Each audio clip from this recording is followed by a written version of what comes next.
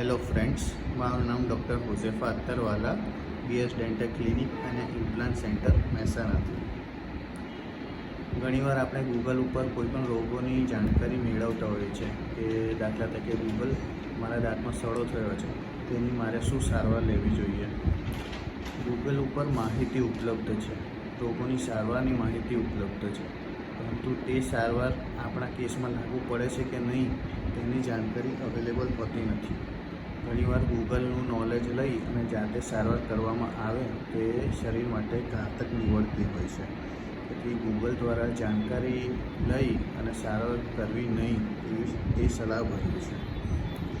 Doctor દ્વારા આપણી medical history તપાસવામાં આવે છે, આપણા ક્લિનિકલ સાઇન્સ એન્ડ સિમ્ટમ્સ તપાસવામાં આવે છે. પ્રોપર ક્લિનિકલ એક્ઝામિનેશન પછી આપણા કેસમાં શું સારવાર લાગુ પડે છે તે ડૉક્ટર સિવાય બીજું કોઈ સારી રીતે જણાવી શકતું નથી. તેથી હંમેશા રોગોની સારવાર માટે ડૉક્ટરની સલાહ લેવી જરૂરી છે. ગૂગલ દ્વારા માહિતી લઈ અને સારવાર કરવામાં આવે તો ઘણીવાર સારવાર અંડર ટ્રીટમેન્ટ અથવા તો ઓવર ટ્રીટમેન્ટ પણ થઈ શકતી હોય છે, તે નુકસાનકારક છે.